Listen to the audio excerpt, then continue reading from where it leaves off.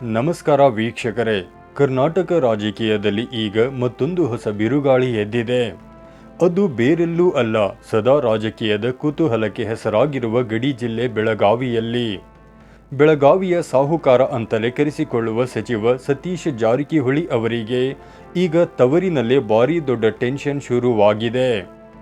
ಬೆಳಗಾವಿ ಜಿಲ್ಲೆಯಲ್ಲಿ ನಡೆಯುತ್ತಿರುವ ಇತ್ತೀಚಿನ ಬೆಳವಣಿಗೆಗಳನ್ನು ಹತ್ತಿರದಿಂದ ಗಮನಿಸಿದರೆ ಸ್ವತಃ ಸತೀಶ್ ಜಾರಕಿಹೊಳಿ ಅವರಿಗೆ ಸ್ವಪಕ್ಷದಲ್ಲೇ ಭೀಕರವಾದ ಕೆಡ್ಡ ರೆಡಿ ಮಾಡಿದ್ದಾರಾ ಅನ್ನೋ ಅನುಮಾನಗಳು ಕಾಡುತ್ತಾ ಇವೆ. ಹೌದು ವೀಕ್ಷಕರೇ, ಇಡೀ ಬೆಳಗಾವಿಯಲ್ಲಿ ತನ್ನದೇ ಆದ ವರ್ಚಸ್ಸು, ಜನಬಲ ಮತ್ತು ಪ್ರಬುದ್ಧತೆ ಹೊಂದಿರುವ ಸತೀಶ್ ಜಾರಕಿಹೊಳಿ ಅವರ ವಿರುದ್ಧ ಈಗ ಇಬ್ಬರು ನಾಯಕರು ಸದ್ದಿಲ್ಲದೆ ಒಂದಾಗಿದ್ದಾರೆ.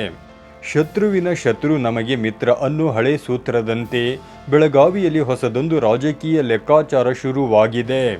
ಈ ಇಬ್ಬರು ನಾಯಕರು ಒಟ್ಟಾಗಿ ಸೇರಿ ಬೆಳಗಾವಿಯ ಸಾಹುಕಾರನಿಗೆ ಟಕ್ಕರ್ ಕೊಡಲು ಭಾರೀ ದೊಡ್ಡ ಪ್ಲಾನ್ ರೂಪಿಸಿಕೊಂಡಿದ್ದಾರೆ.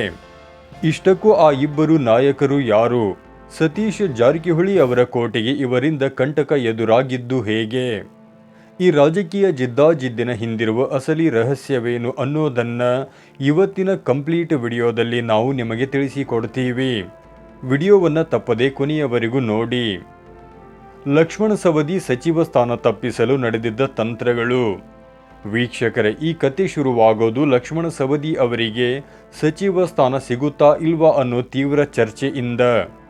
ಈ ಬಾರಿಯ ಸಚಿವ ಸಂಪುಟದಲ್ಲಿ ಅಥಣಿ ಶಾಸಕ ಲಕ್ಷ್ಮಣ ಸವದಿ ಅವರಿಗೆ ಯಾವುದೇ ಕಾರಣಕ್ಕೂ ಸಚಿವ ಸ್ಥಾನ ಸಿಗಲೇಬಾರದು ಅಂತ ಆಂತರಿಕವಾಗಿ ಭಾರೀ ದೊಡ್ಡ ಮಟ್ಟದ ಪ್ರಯತ್ನಗಳು ನಡೆದಿದ್ದವು.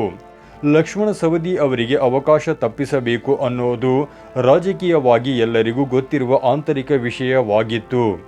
ಸ್ವತಃ ಸತೀಶ್ ಜಾರಕಿಹೊಳಿ ಅವರಿಗೆ ಲಕ್ಷ್ಮಣ ಸವದಿ ಅವರನ್ನ ಸಚಿವರನ್ನಾಗಿ ಮಾಡುವುದರಲ್ಲಿ ಯಾವುದೇ ಆಸಕ್ತಿ ಇರಲಿಲ್ಲ. ಬದಲಿಗೆ ಲಕ್ಷ್ಮೀ ಹೆಬ್ಬಾಳ್ಕರ್ ಅವರಿಗೆ ಸಚಿವಗಿರಿ ಕೊಡಿಸಬೇಕು ಅನ್ನೋ ನಿಟ್ಟಿನಲ್ಲಿ ಸತೀಶ್ ಜಾರಕಿಹೊಳಿ ಅವರ ಒಲವು ಮತ್ತು ಭಾರೀ ಪ್ರಯತ್ನ ನಡೆದಿತ್ತು. ಲಕ್ಷ್ಮಣ ಸವದಿ ಅವರಿಗೆ ಅವಕಾಶ ತಪ್ಪಿಸಲು ಇಷ್ಟೆಲ್ಲ ತೆರೆಮರೆಯ ಆಟಗಳು ನಡೆದಿದ್ದರೂ ಸಹ ಕೊನೆಗೂ ಕಾಂಗ್ರೆಸ್ ಹೈಕಮಾಂಡ್ ಮಾತ್ರ ಲಕ್ಷ್ಮಣ ಸವದಿ ಅವರಿಗೆ ಮಂತ್ರಿ ಸ್ಥಾನ ನೀಡಿಯೇ ತೀರಿತು. ಹೈಕಮಾಂಡ್ನ ಈ ಒಂದು ತೀರ್ಮಾನ ಸತೀಶ್ ಜಾರಕಿಹೊಳಿ ಬಣಕ್ಕೆ ನುಂಗಲಾರದ ತುತ್ತಾಗಿ ಪರಿಣಮಿಸಿತು. ಮೈತ್ರಿ ಬೆಳೆಸಿದ ಬದ್ಧ ವೈರಿಗಳು, ಶತ್ರುವಿನ ಶತ್ರು ನನಗೆ ಮಿತ್ರ. ಯಾವಾಗ ಲಕ್ಷ್ಮಣ ಸವದಿ ಅವರಿಗೆ ಸಚಿವ ಸ್ಥಾನ ಸಿಕ್ಕಿತೋ ಬೆಳಗಾವಿ ಜಿಲ್ಲೆಯಲ್ಲಿ ಹೊಸದೊಂದು ಬಣ ರಾಜಕೀಯ ಸದ್ದಿಲ್ಲದೆ ಜನ್ಮ ತಾಳಿತು. ಸತೀಶ್ ಜಾರಕಿಹೊಳಿ ಅವರ ಬದ್ಧ ವೈರಿಯಾಗಿರುವ ಕುಡಚಿ ವಿಧಾನಸಭಾ ಕ್ಷೇತ್ರದ ಶಾಸಕ ಮಹೇಂದ್ರ ತಮ್ಮಣ್ಣವರ್ ಮತ್ತು ಲಕ್ಷ್ಮಣ ಸವದಿ ಇಬ್ಬರು ಈಗ ಒಂದಾಗಿದ್ದಾರೆ. ಇವರಿಬ್ಬರು ಒಂದೇ ಪಕ್ಷದಲ್ಲಿದ್ದರೂ ಸಹ ಸತೀಶ್ ಜಾರಕಿಹೊಳಿ ಅವರ ಜೊತೆ ಇಬ್ಬರಿಗೂ ಭಾರೀ ವೈರತ್ವವಿದೆ. ಇದೇ ಮಹೇಂದ್ರ ತಮ್ಮಣ್ಣವರ್ ಅವರು ಹಿಂದೆ ಸತೀಶ್ ಜಾರಕಿಹೊಳಿ ಅವರು ಸಚಿವರಾಗಿ ಬಂದಾಗ ಕಣ್ಣೆತ್ತಿಯೂ ನೋಡಿರಲಿಲ್ಲ. ಕನಿಷ್ಠ ಸೌಜನ್ಯಕ್ಕೂ ಅವರನ್ನು ಬರಮಾಡಿಕೊಂಡು ಸ್ವಾಗತ ಕೂಡ ಮಾಡಿರಲಿಲ್ಲ. ಆದರೆ ಯಾವಾಗ ಲಕ್ಷ್ಮಣ ಸವದಿ ಅವರು ಸಚಿವರಾಗಿ ಪ್ರಮಾಣ ವಚನ ಸ್ವೀಕರಿಸಿ ಮೊದಲ ಬಾರಿಗೆ ಕ್ಷೇತ್ರಕ್ಕೆ ಬಂದರೋ ಅಂದು ಮಹೇಂದ್ರ ತಮ್ಮಣ್ಣವರ್ ಅವರು ತೋರಿಸಿದ ಆ ಹೆಜ್ಜೆ ಇಡೀ ಜಿಲ್ಲೆಯ ನಾಯಕರಿಗೆ ನಡುಕ ಹುಟ್ಟಿಸಿದೆ. ತಮ್ಮಣ್ಣವರ್ ಅವರು ಸದ್ದಿಲ್ಲದೆ ಸವದಿ ಅವರ ಕೈ ಹಿಡಿದು ಜಾರಕಿಹೊಳಿ ಅವರಿಗೆ ನೇರ ಸವಾಲು ಹಾಕಿದ್ದಾರೆ. 10 ಕಿಲೋಮೀಟರ್ ಉದ್ದದ ಭರ್ಜರಿ ರೋಡ್ ಶೋ ಮತ್ತು ಜೈಕಾರ. ಲಕ್ಷ್ಮಣ ಸವದಿ ಅವರು ಸಚಿವರಾಗಿ ಪ್ರಮಾಣ ವಚನ ಸ್ವೀಕರಿಸಿದ ನಂತರ ಪ್ರಥಮವಾಗಿ ಅಥಣಿ ಪಟ್ಟಣಕ್ಕೆ ಆಗಮಿಸುವಾಗ ಶಾಸಕ ಮಹೇಂದ್ರ ತಮ್ಮಣ್ಣವರ್ ಅವರು ಭೀಕರವಾದ ಶಕ್ತಿ ಪ್ರದರ್ಶನ ನಡೆಸಿದರು.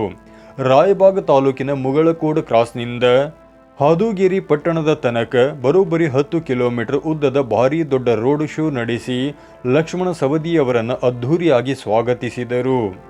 ರೋಡ್ ಶೋ ಉದ್ದಕ್ಕೂ ಭಾರೀ ಶಬ್ದದ ಡಾಲ್ಬಿ ಹಾಡುಗಳನ್ನು ಹಾಕಿಸಿ ಸಚಿವ ಲಕ್ಷ್ಮಣ ಸವದಿ ಅವರಿಗೆ ಜೈಕಾರಗಳನ್ನು ಕೂಗುತ್ತಾ ಇಡೀ ಬೆಳಗಾವಿ ಜಿಲ್ಲೆಯೇ ಬೆಚ್ಚಿ ಬೀಳುವಂತೆ ಮೆರವಣಿಗೆ ಮಾಡಿದರು. ಒಂದೇ ಪಕ್ಷದಲ್ಲಿದ್ದರೂ ಕೂಡ ಮಹೇಂದ್ರ ತಮ್ಮಣ್ಣವರ ಈ ನಡೆ ಸತೀಶ್ ಜಾರಕಿಹೊಳಿ ಅವರಿಗೆ ನೇರವಾಗಿಯೇ ಸವಾಲು ಎಸೆಯುವಂತಿತ್ತು. ಇದು ಬೆಳಗಾವಿ ಜಿಲ್ಲೆಯ ರಾಜಕೀಯ ವಲಯದಲ್ಲಿ ಈಗ ಅತ್ಯಂತ ಭಾರೀ ಚರ್ಚೆಗೆ ಗ್ರಾಸವಾಗಿದೆ. ಪ್ರಿಯಾಂಕಾ ಜಾರಕಿಹೊಳಿ ಸೋಲು ಮತ್ತು ಹಳೆ ವೈರತ್ವದ ಕತೆ. ಇಷ್ಟಕ್ಕೂ ಇವರೆಲ್ಲರ ಮಧ್ಯೆ ಇಷ್ಟೊಂದು ದೊಡ್ಡ ಮಟ್ಟದ ವೈರತ್ವ ಮತ್ತು ಕೋಪ ಬರಲು ಕಾರಣವೇನು ಗೊತ್ತಾ? ಇದರ ಹಿಂದೆ ಲೋಕಸಭಾ ಚುನಾವಣೆಯ ದೊಡ್ಡದೊಂದು ಇತಿಹಾಸವಿದೆ.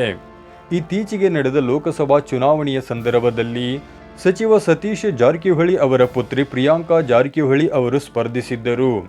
ಆದರೆ ಆ ಚುನಾವಣೆಯಲ್ಲಿ ಪ್ರಿಯಾಂಕಾ ಜಾರಕಿಹೊಳಿ ಅವರಿಗೆ ಕುಡಚಿ ಮತ್ತು ಅಥಣಿ ವಿಧಾನಸಭಾ ಕ್ಷೇತ್ರಗಳಲ್ಲಿ ನಿರೀಕ್ಷೆಗಿಂತ ಭಾರೀ ಕಡಿಮೆ ಮತಗಳು ಬಿದ್ದಿದ್ದವು.